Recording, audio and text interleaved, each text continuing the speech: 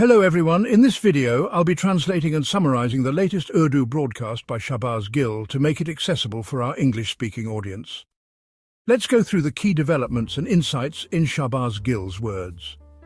In today's top news, we begin with a report from Khyber Pakhtunkhwa, where the rate for a single Senate seat has reached 2 billion rupees.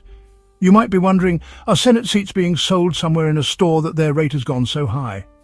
Just yesterday, we reported that when Khyber Pakhtunkhwa Governor Mr. Kundi was asked how many Senate seats the ruling alliance, including PPP, PMLN and so on, would win, he said 5.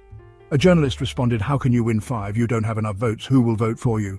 To this, his reply was, "There are ways."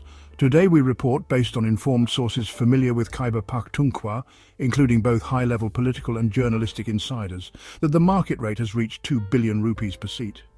People like Mr. Kundi and other influential figures are allegedly negotiating deals with bags full of cash. In other words, there's an open market for seats. And this isn't the first time such rates have appeared, especially in Khyber Pakhtunkhwa and Balochistan. These kinds of corrupt practices have happened quite openly in the past as well. One incident comes to mind which former Chief Minister Pervez Khattak personally told me. He said that at one point in KP, he made someone swear on the Holy Quran that they wouldn't sell their Senate vote or take bribes. The person swore, but still ended up taking the money. When confronted, he said, "I didn't take the money myself, my son did. I only swore for myself, not for him." In KP, it's also common practice to make people swear, not just on the Quran, but also by their marital status, that if they violate the oath, their marriage will be invalidated. That's considered a matter of honor there. Yet even with these oaths, the person took the money and sold the vote. He only admitted it because a video surfaced showing his son taking the cash. Now the same game is playing out again in KP, because the current regime benefits from this setup. During such times, many people holding constitutional offices like governors enjoy immense perks. It's a money-making season for them.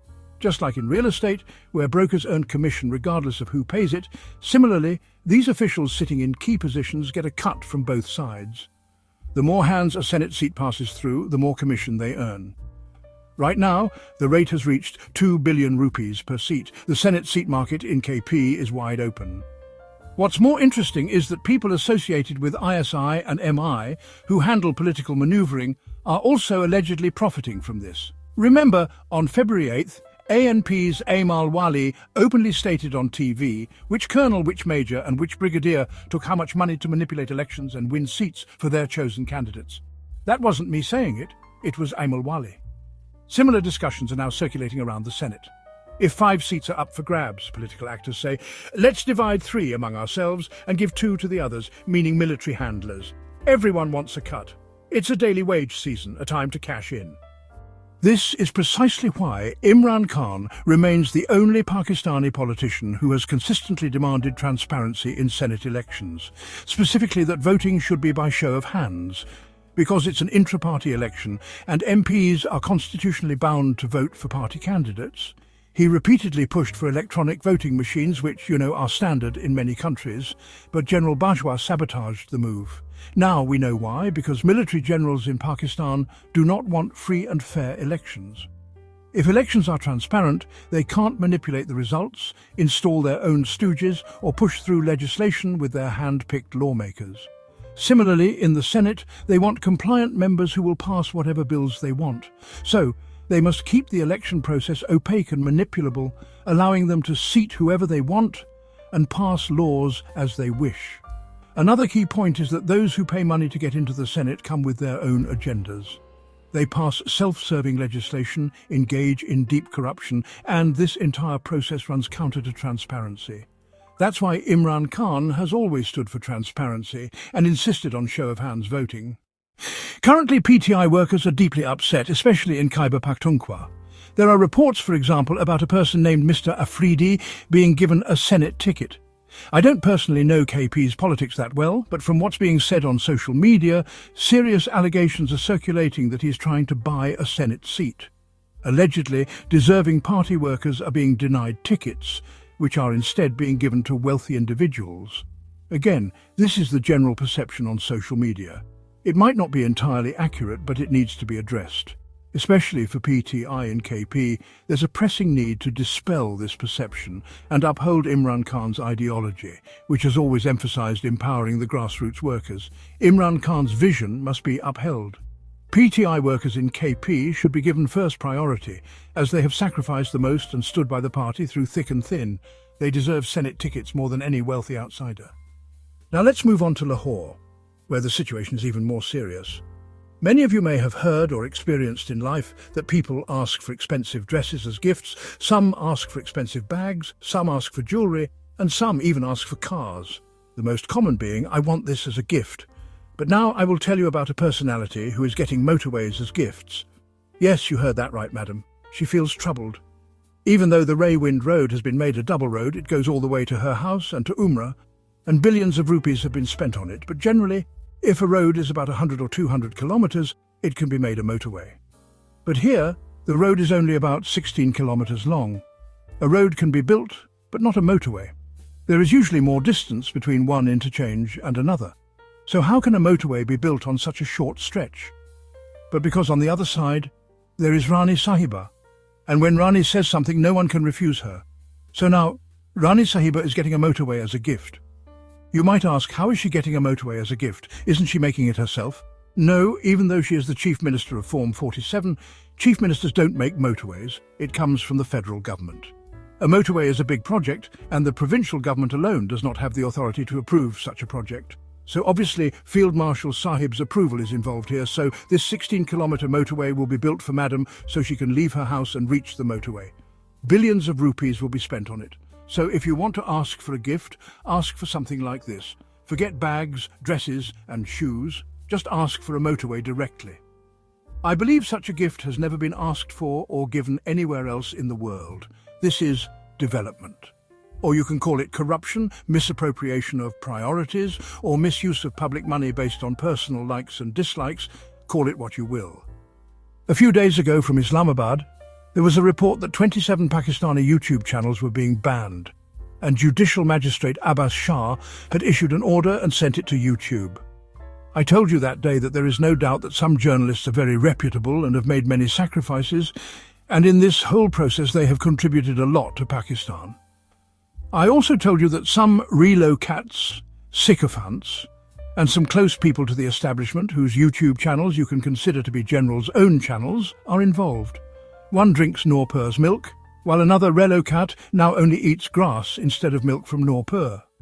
Seeing their names, I told you it was just an eyewash. There is no seriousness in it. Nothing will come of it. Today, Majoka Sahib, although under great pressure from Colonel Sahib, makes decisions. You know, Majoka Sahib has made infamous decisions against Imran Khan and Bushra Bibi. Before this, Majoka Sahib was not a clean judge.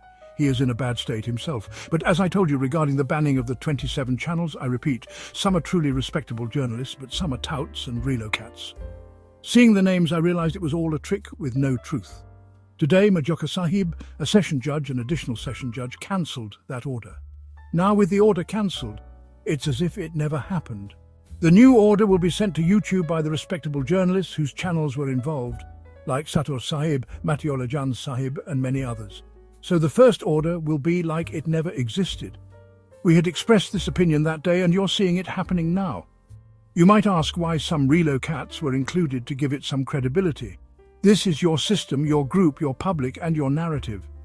Sometimes people are made temporary heroes. Their sacrifices and suffering are shown. But in reality, none of it is true. It's all a sham. They try to hide the wolf inside the sheep's clothing. Call it what you want. Moving on to the next news, it is very interesting and about Muhammad Malik Sahib, a reputed journalist. He said that the news about Nawaz Sharif going to Adiala to meet Imran Khan was actually orchestrated by the PMLN itself. He detailed that a digital platform which first broke the news is financed by a PMLN leader who put money into the project and made it stand. When news of Nawaz Sharif's meeting came from that platform, it shocked Muhammad Malik. On further investigation, he found that PMLN wanted to relaunch Nawaz Sharif and make him relevant again. Nawaz Sharif has become a bit irrelevant and no one asked him, so they released the news, which spread like wildfire in the jungle, and everyone thought Nawaz Sharif wanted to meet Imran Khan. Then from the other side, of course, came a shut-up call from Chaudhry Nizamuddin telling them to sit quietly. Nawaz Sharif does not need to be active right now. Work with the salary you have. The objective was to activate Nawaz Sharif, send him to Adiala jail, make news, and show him as a statesman. But Chaudhry Sahib gave the shut-up call, telling them to do only what they were told. You still have the remote control. The television at home works with your will. If you don't come back and become obedient, even that will be taken from you. After that, PMLN immediately started issuing denials, one after another, saying Nawaz Sharif will not go to Adiala. But the initial news itself was planted to test the waters. The next news is about the PPP. We have presented statements from Khawaja Asif, who said the system is hybrid and ideal, and it should have been implemented earlier. PPP says, how can they fall behind? This is a dirty game, and we should have as much share in it as they do. But Kamran Zaman Khaira showed some hypocrisy. He said the situation is mixed, not hybrid. Hybrid means something else, but whatever name you give it, it is neither constitutional nor unconstitutional. He doesn't know what it is, he only knows it is neither constitutional nor unconstitutional. What bigger hypocrisy can Khaira Sahib do? First, it is like saying Khaira Sahib is neither a human nor an animal, so what are you then? So, Khaira Sahib says the current system is neither unconstitutional nor constitutional. Saying it is hybrid is wrong, and saying it is not hybrid is also wrong. So it is just a mixed cooked pickle, a mix. So what Khawaja Asif said earlier, PPP is now saying the same thing, that they should also call the system hybrid, so they can take credit and tell the public how good it is. PPP used to be more democratic, but now they are just putting a stain on their own face. The next news, well, again comes from Bangladesh.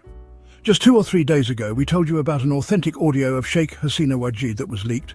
The prosecution there, and BBC, which is an international news outlet, confirmed it and got a forensic done, and they believe the audio is authentic and genuine. Now, the former police IG of Bangladesh, Chaudhry Abdullah Mamoon, has confessed that during the protests last year, 1,400 people were killed, which the UN report confirmed. It will be a year in July-August 2024 since those protests happened. The UN investigation says 1,400 people were killed. The former IG said these orders were given by Sheikh Hasina and were war crimes. He says he fully obeyed the orders, but now he has offered to testify against Sheikh Hasina and wants to be made a state witness and court assistant, which prosecution and the court have approved. Now, IG Chaudhry Abdullah will testify against Sheikh Hasina and the then Interior Minister. A case has been registered against them and charges have been framed. They have found witnesses for the killing of 1,400 people. We share this news so our Field Marshal Sahib and others remember that what happened on November 26 will eventually be addressed. Just as their IG is testifying, witnesses will come against whoever ordered the shooting. Maybe not today, but you will see it in the future. Time changes. Sheikh Hasina probably never thought that her police IG would become a state witness against her and that a charge sheet would be filed. But it has happened, and they don't realize what is going on there. This can also happen in Pakistan, and will happen, God willing. It's only a matter of time. It's not darkness forever. The next news is about Niga Niazi, a young journalist working in digital media who has been kidnapped. She's been missing for the last 24 hours. She was kidnapped once before, tortured, and released. It seems agencies kidnapped her again because of her reporting and independent journalism. We condemn this, and you should also strongly condemn it. The last news is about the cardiac ward of the hospital in Murray being renamed the Nawaz Sharif Cardiac Centre. You must have heard about the hospital's name. Now even the ward level has been named after Nawaz Sharif. Every bed in the hospital has a name of the family members. Maybe soon they will start naming every bed separately. The entire family tree will be displayed in every hospital ward. I feel one day they might name parts of the bathroom separately after family members. The way the Sharif family is going, nothing is surprising. This is beyond my understanding. May Allah grant Nawaz Sharif health and long life. But why is the name of dangerous disease wards or hospital wards repeatedly given in Nawaz Sharif's name? The experts in heart diseases there must be worried. The heart ward is now named after Nawaz Sharif. May Allah help. Sometimes a cancer ward is named after him.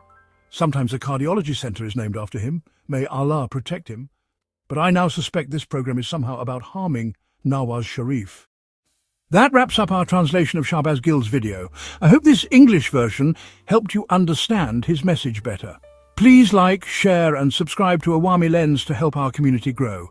Don't forget to leave a comment below and let me know what you thought of this effort.